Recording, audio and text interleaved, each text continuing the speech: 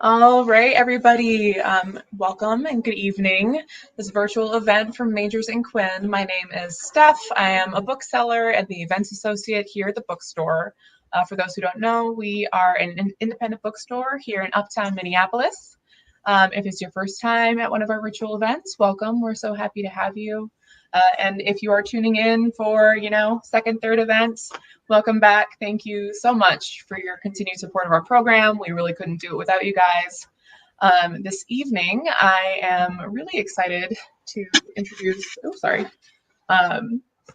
two authors and spouses who are tuning in from the same house, Mary Carrillo and Eugene Yelchin, who will be talking about their most recent works. And before I do a little bio deep dive on them, just going to give you guys a little bit of an overview of the event. So I will introduce our authors, kind of get off screen for you guys. They'll have a lovely conversation, do some readings. If at any point during the readings, during conversation, you have questions, please put them in the chat. We will have time for a quick Q&A at about 15 minutes at the end. And speaking of the chat, just chime in whenever, tell us where you're viewing from. We really love to see the reach of these virtual events. All right, so bio time. Mary Carrillo's stories have received the Pushcart Prize and Glimmer Train Very Short Fiction Prize and have appeared in the Paris Review, Conjunctions, Agni, Epoch, and elsewhere.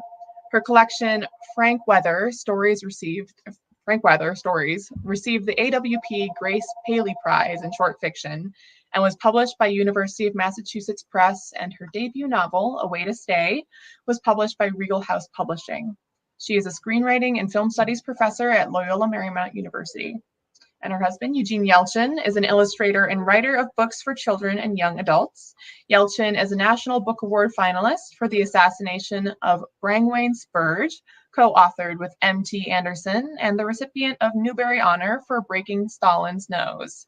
He received Sidney Taylor Honor Award for his memoir, The Genius Under the Table, Golden Kite Award for The Haunting of Falcon House, Crystal Kite Award for illustrating Wonton, National Jewish Book Award for illustrating The Rooster Prince of Breslov, and the SCBWI Tomi DePaula Award. Visit him at eugeneyelchinbooks.com. All right, with that, I will get out of your way. Eugene and Mary, it is all you guys. Thank you so much. Hello, everyone. Thanks for coming. I'm Mary. And I'm Eugene, and we want to thank the bookstore for hosting us today, and everyone for taking your precious time to spend an hour with us. Thank you so much. So we're going to start with a reading, and since I don't want to come after Eugene, I'm going to go before, because this is too hard of an act to follow. So I'd like to read the opening of my book, A Way to Stay. And this book, no, you can stay. It's okay. The story of A Way to Stay is about a 12-year-old girl named Olya. And she has been living a sort of transient life with her mother, who has dreams of, is a Russian emigre, and she has dreams of dancing in the San Francisco Ballet. So the story starts with Olya having been left at night alone in a car in Griffith Park, and the car was broken into, and she got so frightened and sort of fed up. She told her mom that she had to have a place to stay, and she wouldn't take no for an answer any longer. She couldn't do any more motels or shelters or anything. So her mom, it's the middle of the night, and her mom has brought her to her cousin Jack's. Not Olya's cousins, the mother's cousins, Jack's house. And that's where the story begins. It begins in media res, and it basically follows her trying to get a home in this house that she arrives to. So I will just read a few pages from the beginning. A Way to Stay, Riverside, California, 2006. This may be a good house, but it is single story and wanting. What the house does not want in yard or fence, it wants in room. Still, it is 3 o'clock in the morning, and what is the knock on the front door when there is so much room for this house in me? Mom says I am the one who wants, the one who stays, so the knocking must come of my flesh. My knuckles float over the wood as a low growl heats up the other side of the door. The porch lights flick on. The house rumbles from someone stomping up. The door swings wide, and before I let go a word, a big dog busts through the screen. It is rude and surprising and sporty. This dog about knocks me flat. Stop the dog! A man in a camouflage jacket barrels out the door after the dog. The dog comes short under the orange nose of the cab. The driver is keeping Mom in his pumpkin until someone pays. Mom palms the passenger window, telling me to stay, while the man in camouflage pivots on the dim street to look both ways for his dog that might have gone either. He calls for his dog. It sounds like brrr. Mom opens the cab door. Hello? She waves to the man tugging now at the hem of his checkered pajama hooked on his heel. Do you mind, Jack? Somebody must pay a driver. So this Jack, Mom's long-lost cousin Jack, the owner of the house Jack, stares at Mom, considering. But soon he is back to calling for his dog, with both hands cupped at his mouth. Even from here on the stoop in the middle of the night, it is clear as daylight that the reason this Jack is not pulling for his wallet is because he is a lot more interested in what got out of his house than what wants in. Mom has a remedy for this. She is a nurse, and nurses think with their feet. She tosses her high heels on the driveway, then stretches out a leg to loop a heel on her toe, turning to see if Jack looks. Jack's head swings so fast to Mom's leg, his hands cup air, not mouth. He catches himself, and his hands drop. He shoves them into his pockets, so nothing happened. But he has made his choice. Whether he knows it or not, she has won. He has chosen Mom now. She rises up out of the cab, shifting her skimpy hips to tug down her skirt, and Jack shakes his head, and Jack smiles. Maybe I was wrong. Maybe he knew all along that he would choose her, but the way he takes a last glance over his shoulder for his runaway dog is going to cost him. If Mom notices, she is not showing. She pokes at the bun pinned high on her head. Jack jogs up the driveway to Mom and wraps long arms around her. She goes up easy, light, and fine. They walk across the lawn, Mom carrying one suitcase and Jack the other, knocking into each other like teenagers. As the cab driver backs out, reckless with his pay. The driver never asked Mom why we were living in a car. He did not ask what had gone down in the park. The driver never even looked at her, stepping around the gashed tires, broken window glass sprouting in the tufts of grass. He did not ask as Mom hauled suitcases from the trunk of our car and dropped them in his. But as the driver cruised out of the lot in Griffith Park, he looked at me in the rearview mirror, and his eyes got small and sad until they got studious. I stopped looking before they got mean. That is Olya, Mom says to Jack as they come alongside me. Don't you know not to let dogs out? He says. Olya. Jack wheels around and stomps back into his house. I follow, but Mom swings my suitcase like a gate between the door and me. You're not allowed in. Funny, Mom. She points at the hold-up screen hanging open. You heard him. You let out dog. She rolls her eyes and shoots her eyebrows up and down. And if in case I'm not getting it, she screws her index finger at her temple to say, he is crazy. I start in anyway, but she holds my arm. No, this is not the best way now. It's me. I will do it. I will make him so he invites you in, so he begs. Mom sets down her suitcase and feels for the zipper. A sweater appears in her hands. Sit, she says. She tucks the arms of the sweater around my legs. Standing on the threshold, she frowns at the houses across the street. Don't talk to strangers, she says, and backs inside his house. I do not talk to strangers. Talking is not something pretty that I do. But I cannot worry about pretty. I'm going to talk my way into a place to stay. I have not had that, something regular to come home to, and I will soon be a teenager, and so will roam. I should prepare a few remarks. make my case for why Jack should welcome me in, but my feet have already taken me back to his door. And the only thing that comes into my head is how painting blood on the door was never enough to keep out the angel of death. Specifically, the lintel had to be soaked in lamb's blood. Or else, goodbye, firstborn. I do not know where the lintel is on a door, but I am my mother's firstborn, so maybe I am better off without a house. If there is no door to pass through, there is no sacrifice. Yeah.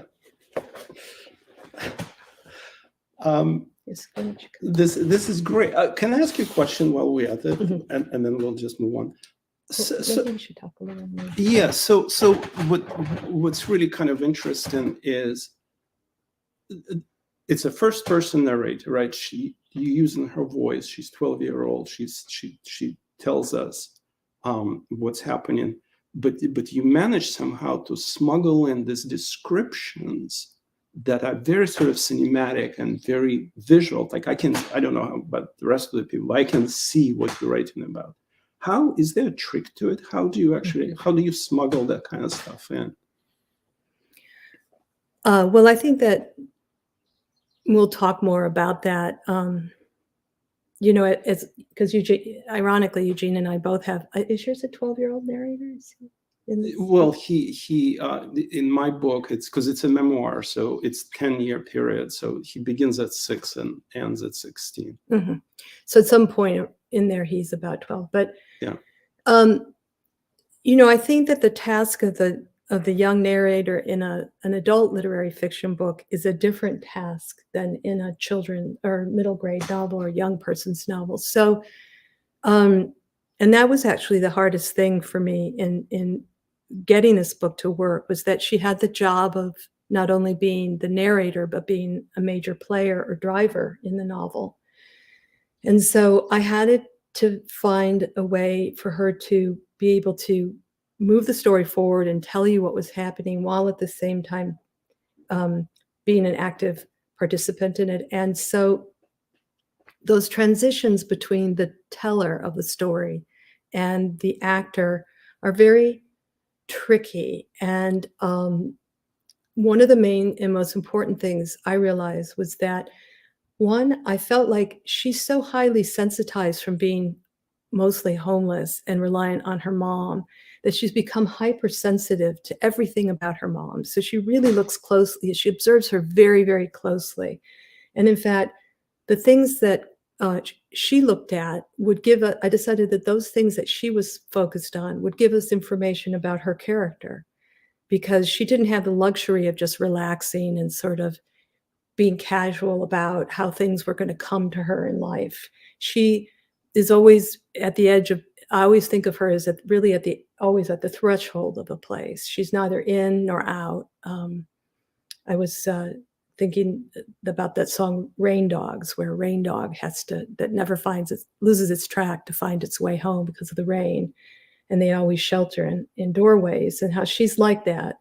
And so she's very hypersensitive. So one of the ways of characterizing her was to show what she sees and what she focuses on. And then the other thing that I felt was useful was that I would it tells a lot about somebody, not only what they look at, but how they describe something, and how they, in a sense, it conveys their feelings about the world by how they describe what they see. So for her, for example, when she saw that door, she didn't necessarily just think, oh, it's open for me. Things are open for me. I just pass through these things, because her main text is the Bible that she finds in the vacancies, or she calls them vacancies, the motels. She has read the Bible quite devotedly, and her mother hates that about her. She can't stand the Bible, and her mother can't stand that she reads it, but she's read it with devotion. And so she sees her way of being in these sort of really kind of hugely implicated ways. And I think it also, how she describes her world is another way of how I would try to characterize her. But then I also, because it's first person, I have the advantage of just, as you know, Eugene, just being very clear about what she wants, or at least what she thinks she wants. So she can say, I will have a place to stay. I want to have a place to stay. And so that's not the nice thing about a young narrator and a first person narrator, is that information isn't buried in the text, what a character wants. It's right up there on the surface. Yeah, no, that's really, really good. Also, because we're in her point of view throughout the book, we kind of see what she sees. And that tells us so much about who she is, as you just said. That so the point of view kind of a gate to the character, right? Yeah. Yeah, it's great. It's really good. Highly recommended this novel. I think it would be a pleasure now to listen to Eugene's book. It's much funnier, and it's also filtered through his own memory, which is a memoir. So it is a fictional, kind of I don't know, it's not fiction, right? It's a memoir, which is to me fiction, but sorry. Anyway, so let's listen to Eugene. Yeah, thank you. Let me just do this because I'm going to read off this screen. So I'm going to close this. So it's also the opening of the book. This is how we arrive into this story. The first time I saw real American tourists, they hopped out of a tourist bus in Red Square in Moscow and cut in front of us in line. Nice manners, my mother shouted. We've been freezing our butts off for hours and they just breathe in like that.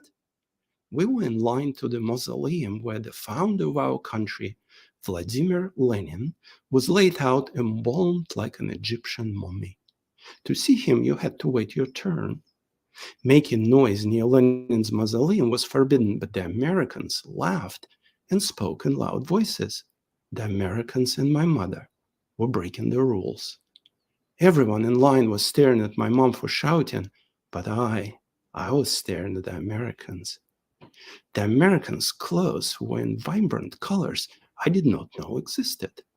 They did not fit in Red Square at all. The square may be called red, but it's black and white in the winter.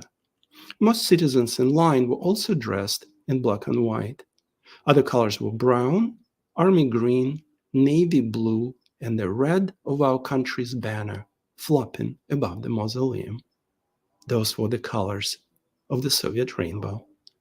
My family had come to Moscow to watch my older brother Victor compete in a figure skating competition, but Dad said that it was our patriotic duty to see Lenin's mummy first. No one in the long line was allowed to complain, except for my mother, of course. What are you complaining about, citizen? The security guard whispered to Mom. He looked nervous that she was making a scene in the most sacred place in our country. Complaining? My mother shouted. You didn't hear me complaining yet, young man. I demand to know your name and rank. Write it down, Victor. Who's in charge around here? At last the line began to move, and Mom, having let off a little steam, became perfectly calm. She took my hand and we stepped into the mausoleum by the rules in silence. The mausoleum was spooky inside. The stone walls reflected no light, and what light could they reflect? There was not a single light bulb anywhere. I rose on my tiptoes, hoping to glimpse the American colors up ahead, but a citizen's back blocked my view. The guards hurried us along the platform on which Lenin lay. I had never seen a dead person before, and this one had been dead since before I was born. Don't be scared, Evgeny, Dad whispered to me. You love Grandfather Lenin. Lenin was grandfather to all Soviet children, which was a little confusing. So many children in our country. How could all of us have the same grandfather? I did not know, but it was better not to ask. Asking questions was considered not patriotic. I was 6 years old, and it was my first trip to the capital. While waiting in line, I had been looking forward to seeing Lenin's mummy, but with these vibrant Americans nearby, I suddenly was not so sure. Why did I have to look at Lenin anyhow? I knew his face better than my own. Lenin stared at us from everywhere, from postcards and paintings, from banners and pins, from teapots, from money, His statue was in every square, his head and shoulders in every hallway. As for his name, streets, parks, and sports arenas were named after him. Even the city we lived in was called Leningrad. I shuffled by the mummy with my head turned away, but at the last moment I could not help myself. I peeked. Lenin's face, glossy like fruit made of wax, glowed in a rosy spotlight. Just below his thin red beard, I saw a narrow strip of tape covered with paint the color of the mummy's skin, but this close, still perfectly visible. Oh, why did I look? Lenin had a bandage under his beard. I better stop here. So that's really, my chapters are very short. So that's our first chapter. Let me get my beautiful wife back on. Here we go. Here we go. So, so just a couple of words. Let me just say about this this memoir. It originally was written for 10 to 12-year-olds, but we now finding out that it's read by older readers, by adults, just because of kind of information that I'm getting from the publishing, also what I get in my email box, which kind of happens to me. It's the second time that happens to me this way, simply because the subject matter and the location, it's the former Soviet Union. It begins in mid to late 60s and then goes into mid to late 70s.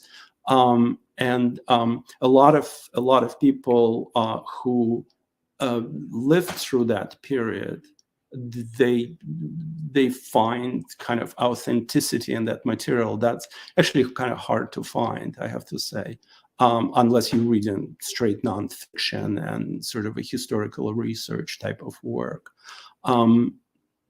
So why is it difficult to find an authentic telling of that time? Well, simply because we don't.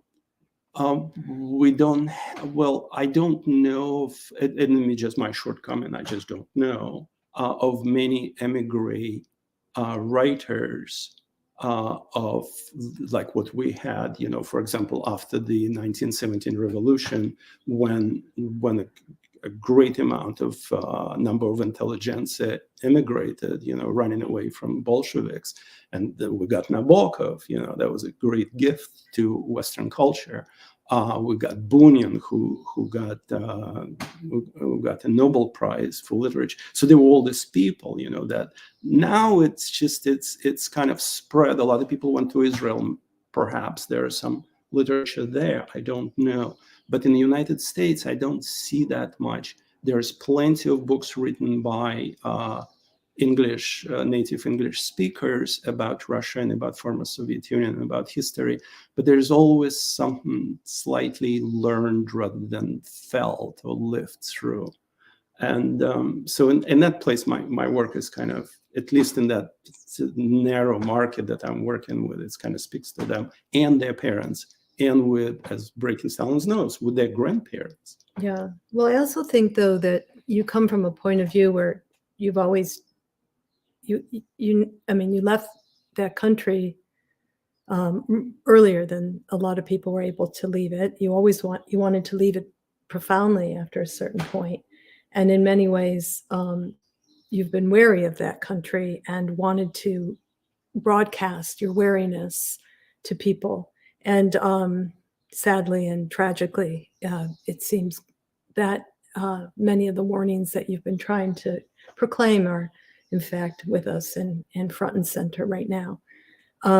So that also may be that perhaps other people either didn't have a gift for writing about their experience or were more ambivalent about their feelings for that country. Whereas I feel like with you may love its arts and its writers, but I don't think you have ever for a second loved its politics in any way or its nationhood. So that's maybe giving you a clarity of vision. Well, yes. Well, let's talk about It's hard similarities. not to talk about Let's politics talk, right yeah, now. because it's a can of worms. We can do this forever. Mhm. But in both of our books, we have Russian mothers. Yeah. Could you talk about your Russian mother a little, please? Oh, well, so it's interesting because when I first, Irina comes across in my novel, especially for readers who want a mother to behave very nicely and sympathetically, she comes across very as a very kind of selfish mom, one who would put her goals of becoming a ballet dancer and her complicated relationship with cousin Jack, that she would put those things ahead of her kind of making huge compromises so that her child has a steady roof over her head. And I think that there's a little bit, I've always written female characters who are challenge our received status quo notions of the female. But I would say that Irina is particularly challenging because our narrator is her daughter, and she suffered from the choices that her mom has made. But I had an impulse that what I was writing, how I was portraying Irina was accurate because of what I know about Russian culture and what I know about a kind of toughness that might come with an immigrant stance, and also what a kind of toughness that I have seen in my travels with people who were from Russia, not necessarily by choice, leaving or not. And I would say that I just think that she came from I became so aware through my marriage with Eugene that the Soviet system had completely, to some degree, eroded the central family structure.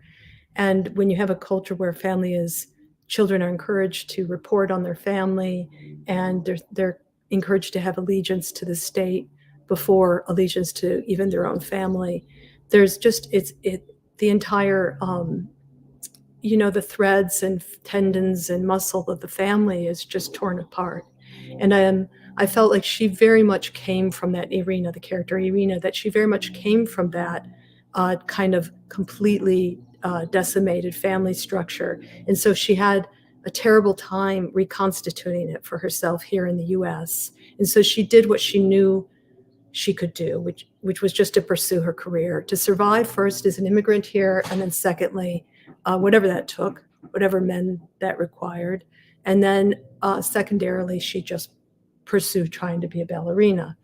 And it is not in her head, which I think surprises some people when they read the book, that it's not in her head. She did dance at the famous academy, and she is an accomplished ballerina dancer. So, and it is funny because these are the kinds of things that I often kind of notice, is that, if she were a male character, a male father figure who had a great talent for something, and he pursued it while trying to be a father and asked his daughter or his son to live in less than ideal circumstances while he pursued it, I think we would look on that with some tolerance and understand that that was a man's obligation, especially to his talent. And yet somehow with women, we use an entirely different measure, especially when it comes to mothering. And as what's happening in our government, in our politics right now, I think that we're going to be exploring these questions even more in the next years ahead, because it's clearly people have different opinions about it. Yeah, that's very good. And in your story, your mother it's portraying Eugene's mother, and it's just warm and loving and hilarious, absolutely hilarious. But she also has levels of fear, your mom. Well, they all do. I mean, the entire family is the sort of the main premise and the main drive of that narrative, which came from my own experience, is concern for my brothers and my future. My brother was a little bit luckier because he was very talented from day one. He is a very talented athlete, and so he was able to he was able to survive pretty well in Russia and later in the United States. I didn't quite exhibit that sort of very clear. They tried to put me through all different stages of sports, from hockey to chess, and I failed at all of them. Chess is sport. Well, yeah, it is. And so I failed at everything, but I really like to draw, but it wasn't really taken seriously. I don't think my dad felt like maybe I didn't have talent, whatever, But talent is at the core of the narrative, because if you have talent, merit, you will be able to make your future. You'll be able to maybe have a decent work, have little money, maybe have your own place, because we lived in a communal apartment with dozens of strangers, and some people who were talented, and there were plenty of those in the arts. They had okay lives, and they were able to even travel abroad, which was very difficult for anybody else, or impossible rather. And so that sort of preoccupation with this sort of long-term goal became almost obsessive drive, at least in my family. And so back to your mom. Back to my mom, on our sort of contemporary American standards, or Western standards, she was very politically incorrect. She could say absolutely both of my parents, their parenting was very different. It was very goal-driven, very focused on my children surviving, because the whole country was about surviving, essentially. So it was in forefront of their mind, and they did everything they could to make it happen. So when finally, whatever the seed of the talent was discovered, that I could draw, and I could actually draw that it looks like something, then boy, they pushed me, and they helped me all the way. So I'm of course, I'm really grateful for them, because not only I was able to work in the Soviet Union, but when I came to the US, I could not speak the language. So I would be lost without the skill. But your mother also worked at the Kirov with the children, right? Yes. And she worked with, among the children that she worked with, she didn't teach them to dance, but she did. She was like a manager for them. She was, my mom's job was, she was working for the like a manager for the Academy of Choreographic Arts. I don't know, ballet in Vaganova School in St. Petersburg now, in Leningrad then. And one of her students was young Mikhail Barishnikov, who just by sheer coincidence happened to be in both of our books as well. I had seen Barishnikov dance a couple of times, once in the company with your mom, and that was amazing. When she emigrated here to the US, Eugene's mom, but also I saw him dance this beautiful number where he put a monitor on his heart and he just danced to his heartbeat. And it was so profoundly moving. And so that's actually in my novel.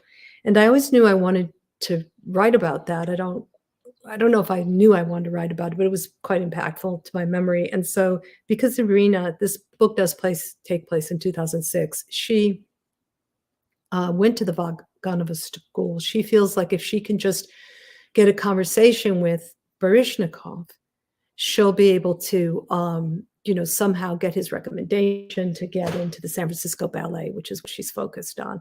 And so she goes to that performance, and she sees that performance that Eugene and I saw at Barishnikov, and it doesn't really go very well for her, I'm afraid. But Eugene, Barishnikov's very important in Eugene's book, and particularly in the second section, which he is writing now as a graphic novel, which is like the second half of his teenagehood and beyond. Is that true? Well, Is not quite. He's not in the second one, but he's not, his trousers on?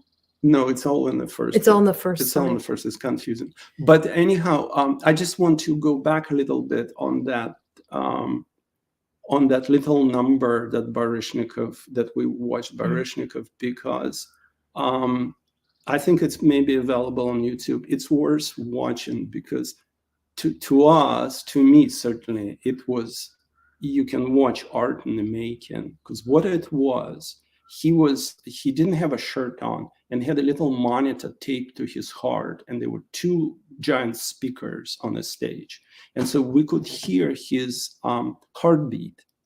And as he was moving, kind of improvising his movements, his heart started beating faster and faster.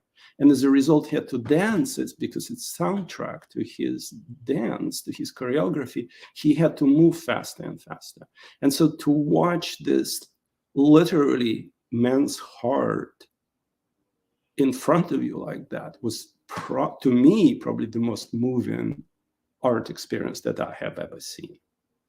Wasn't it? Though my mom was sobbing. Yeah. I was sobbing. Well, I think that's a very cultural thing. I mean, Eugene is very, very moved by art, and profoundly moved by art, and I am too. But Eugene has reverence for it in a way that I don't. I mean, I wonder if it's a difference of being American, or maybe it's just my cranky attitude. But I have to say that I think what's perhaps also interesting in a conversation between Eugene and me is to talk about the difference of the kind of writing that, when you write a first person point of view, or, when you're writing for young readers or you're writing for adult readers, I think there can be some confusion. Some people might think, oh, it's a young narrator, so it's obviously for middle grade readers or for YA readers. And in fact, these things are, it's not true at all. And it's a really different kinds of writing,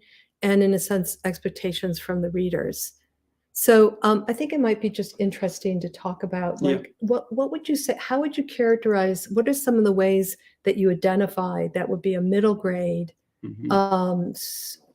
I guess that'd be readers from what, 4th grade to 3rd grade to? Well, it's 10 to 12. That's sort of a sweet spot. 10 to 12. And then, but now, some of the kids in 4th grade reading my book. So I don't know. It depends how ambitious their teachers are at school, or their parents for that matter.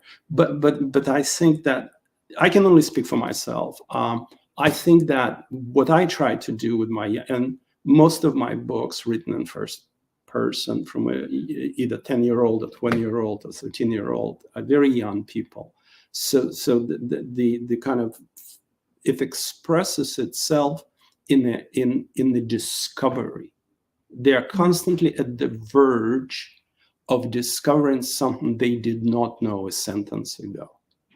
And so that kind of a discovery of adult world or somebody's character or whatever situation, whatever that is what drives the narrative. So in a way, it becomes like a mystery in which a detective doesn't have any background, doesn't know anything. So every clue along the way is a completely new information. And so they build their world out of this little pockets of information that they discover.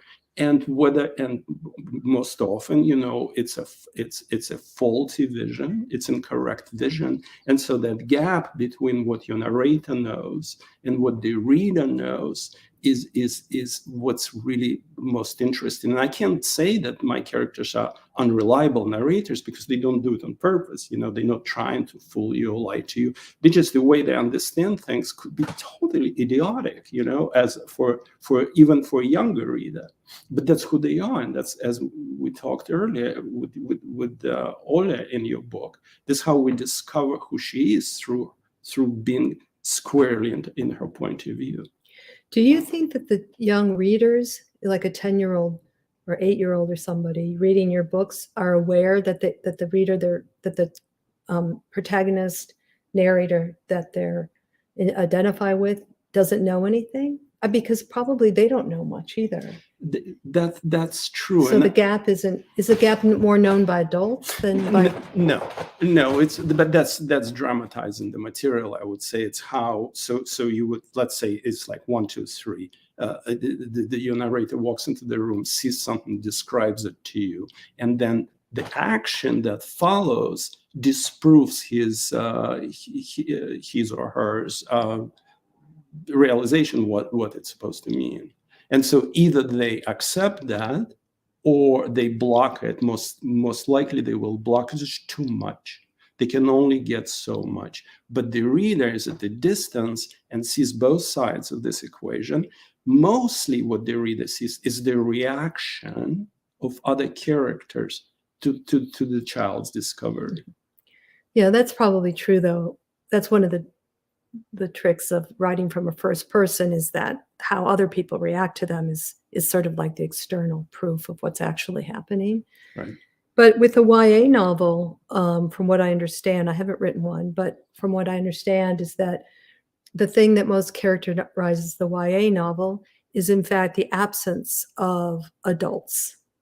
From what I understood, is that it's very much depicting the world as it relates to other young people who, like the way teenagers can sort of block out teenagers and young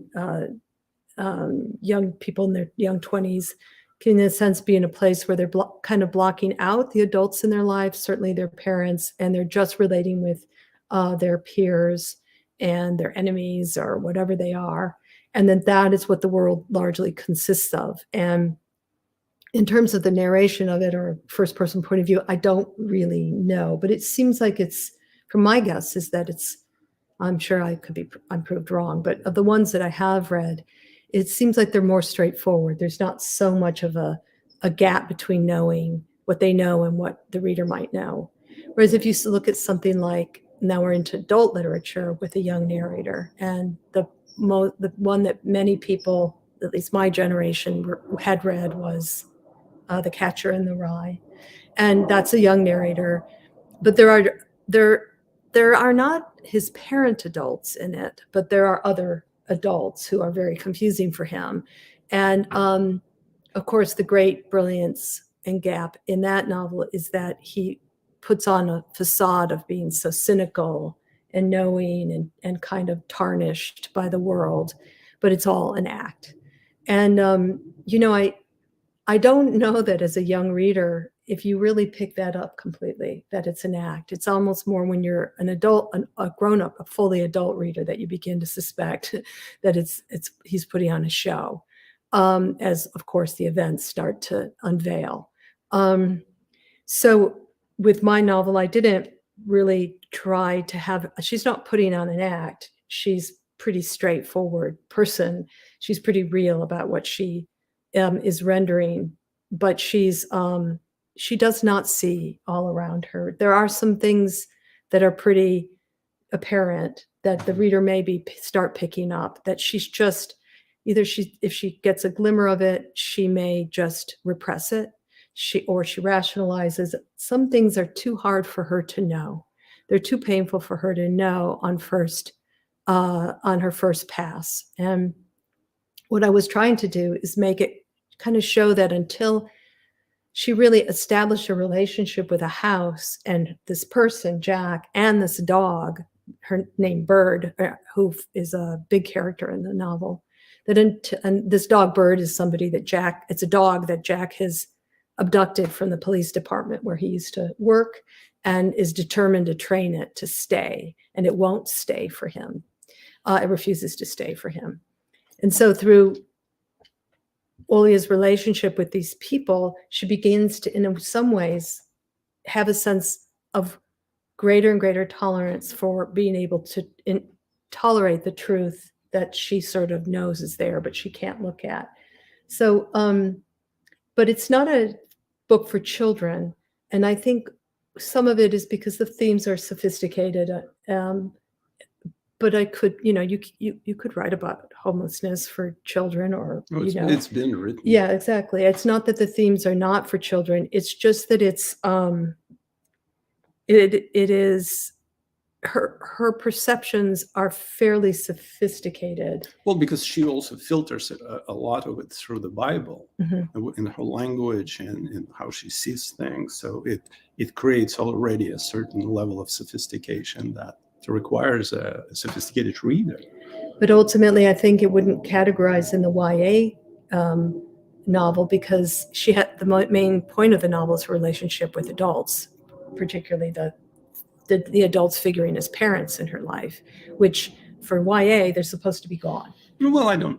That's what I understood from the publishing I don't industry. know. There are rules, and there are good books that don't follow them. But what's interesting about what you just said is about blind spots, particularly I think of value to the creative process, because when you create somebody with a blind spot, which is fairly obvious, and the reader sees that, then the reader does what, audience in a horror movie say, don't go behind that door, don't go to that room.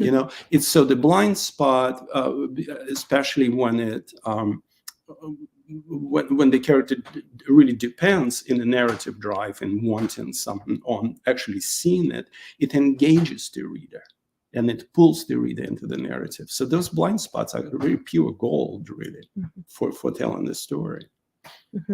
Yeah. All right. Hi.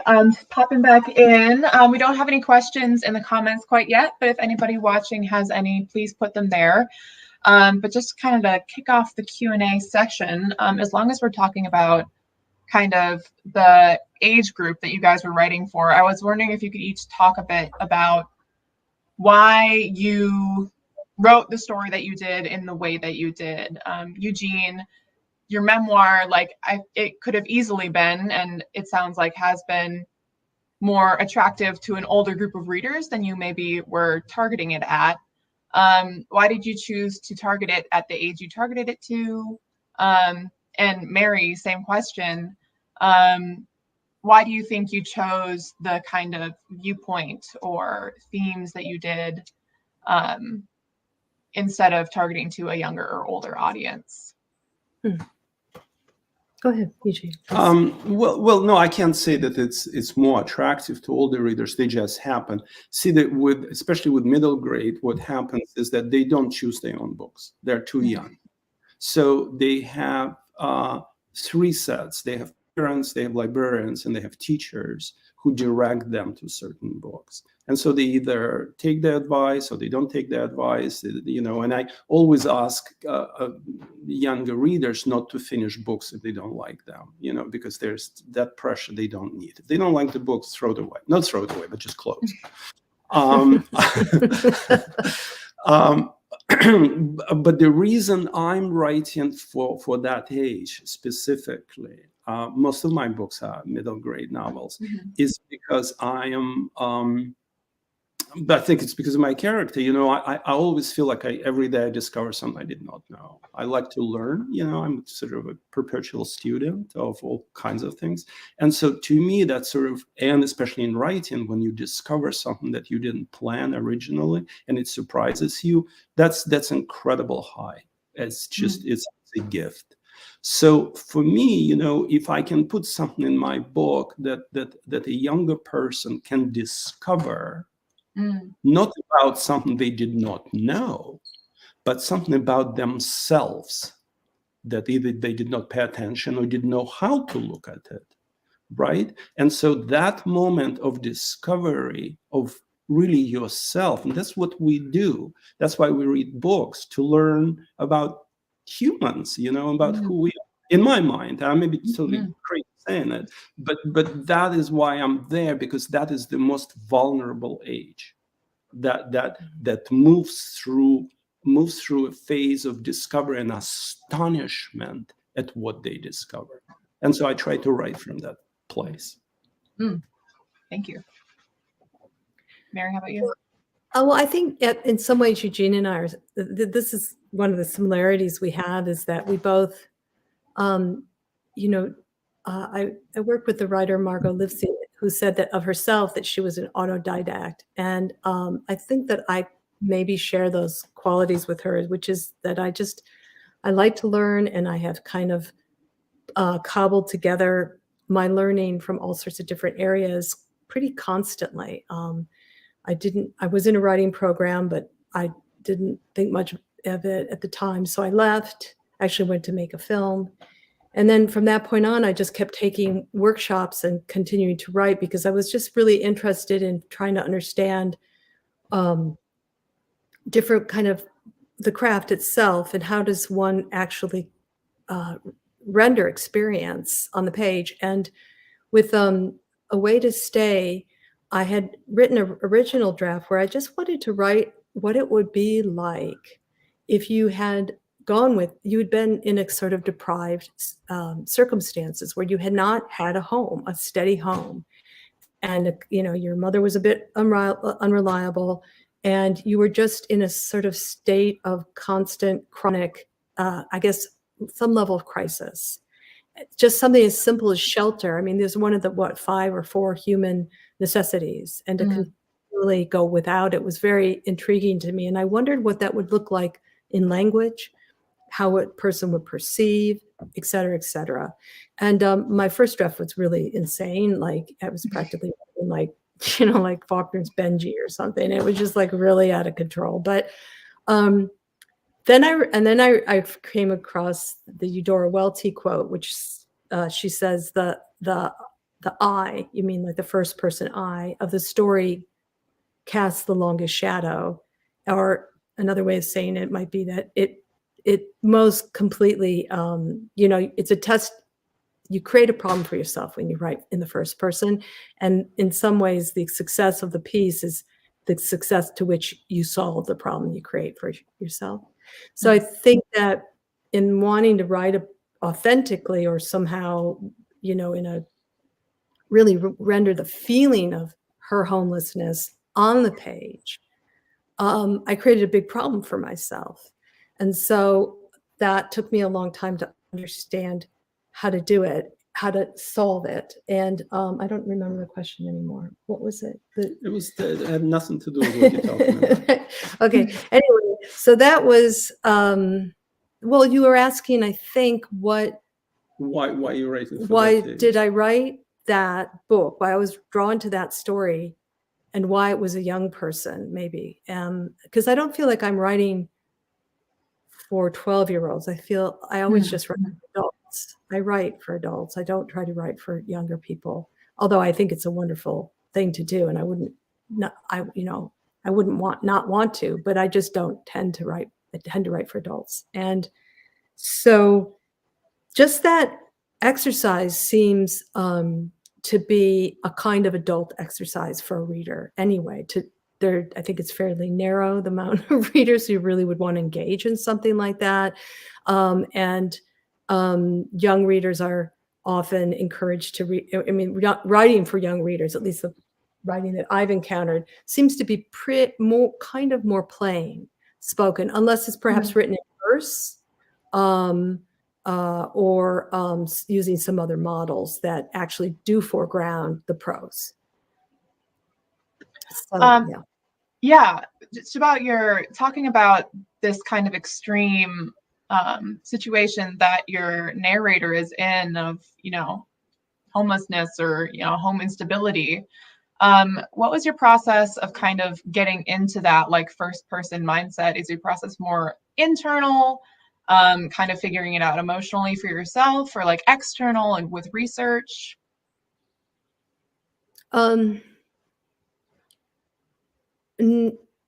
No, I just try to understand it through the sentence. I know that sounds really coy, but I just feel like that I just try to understand at the level of language. And I feel that, I want to write in a way that makes people feel maybe a little bit more than it makes them think, about because I feel like if you're feeling, you can't sort of argue with whether it's true or not. And it also compels the reader to maybe identify with experience of scarcity.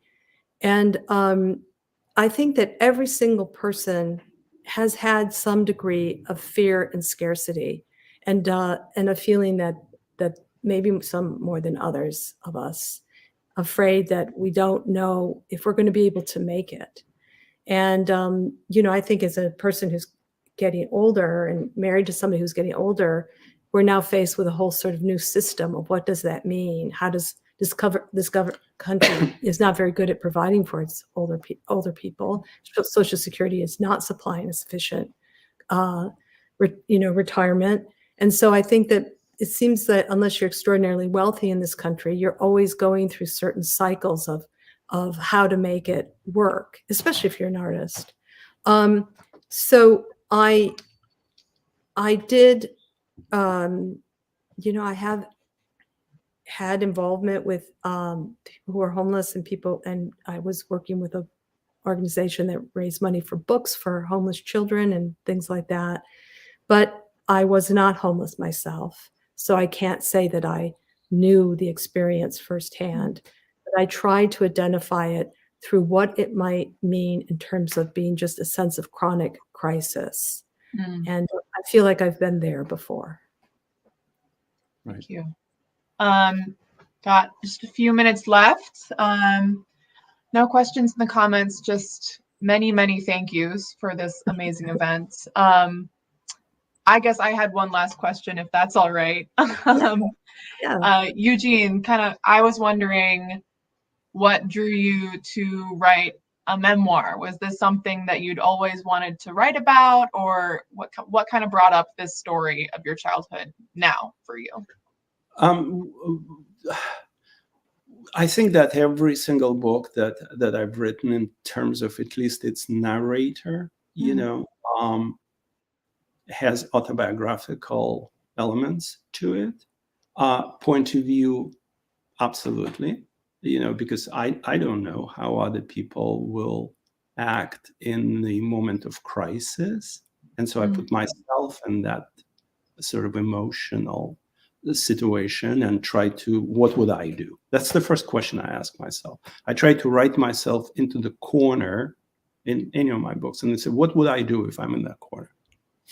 And as a result, it's just accumulation of all of this. And also, I think and it's selfish to say that, but I think the writing process to me is really learning about myself, trying to understand who I am and why I do things I do, why I say things I do, what are my roots are that I inherited without really analyzing or understanding.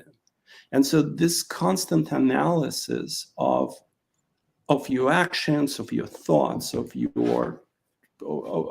as an individual is traveling from book to book to book.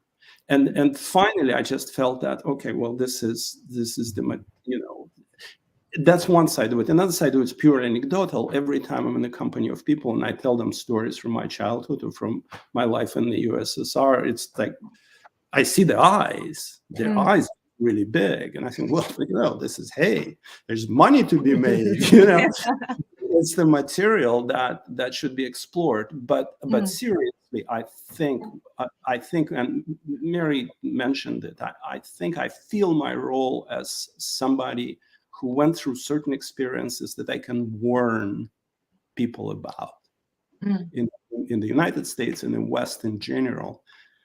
And what is happening right now in Russia is we couldn't get a better lesson for our own elections coming up, because this is what happens.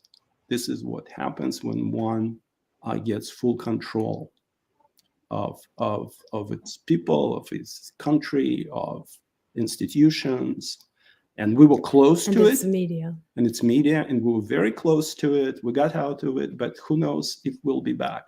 So this is my job. This is what I do. I owe it to this country because it sheltered me. So, I give them what I can. But Eugene's agent also made the suggestion that he should write a memoir. That's the real answer right there. I mean, credit where credit is due. Yeah, that's right. That's right. All right, we have a couple of last minute questions that just popped up in the chat, so let's see if we can get through them. Timothy Craig asks, How early in your process do you share your ideas for projects with each other? And also, have you guys collaborated, or do you plan to collaborate? We have collaborated. We collaborated on a couple of children's books. So we did that. And I feel like I wrote a couple of scripts for Eugene. So that was a collaboration. But in terms of, and we don't really we haven't collaborated for a while, for a long time now. And how we share our ideas with each other pretty early. Which is always risky because the other person can put the other, put us off our ideas pretty fast. So it's risky. So sometimes, you maybe hold them closer to the bone. But, for me, especially if I'm submitting a story, for example, a short story, and I'm up against a deadline, I might show Eugene the version I have faster than I might normally, because I know I'll get something very specific from Eugene, which is he'll organize the material in a way that will make it accessible to others very quickly. So if I'm running out of time, I kind of hand it over and ask him to do that for me. But he's my first reader and my most important reader. I'll just say that without any question, not to denigrate some of the amazing readers that I share my material with, and I'm more than grateful too.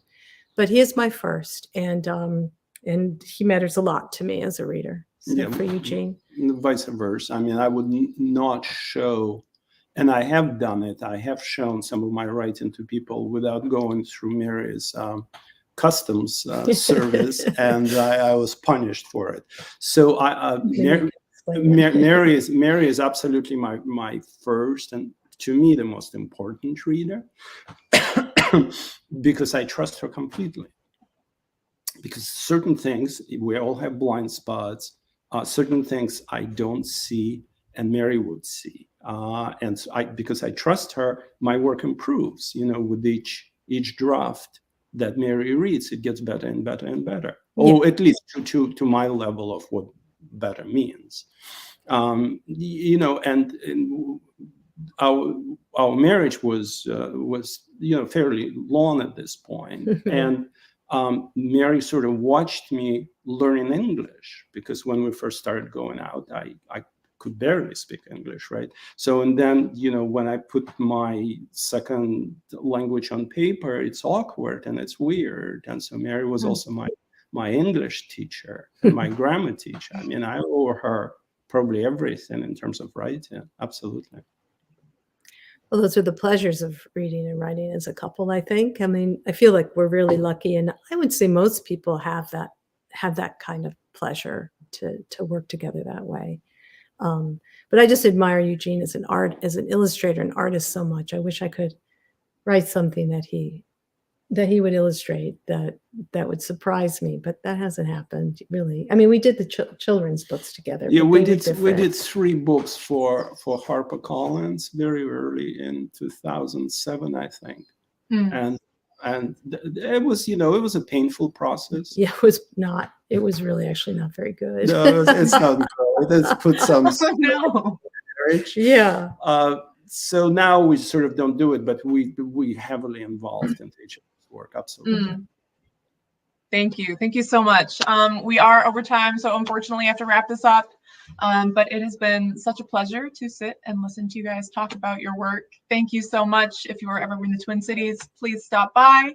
And thank you everyone who's watching. It is, just a pleasure to share the space with you. Thank you. Thank you so much. Thank you all. Quinn, and we thank you, Steph. It was really a pleasure. Thank you for everyone who could make. Have a nice night. Bye-bye. Bye-bye.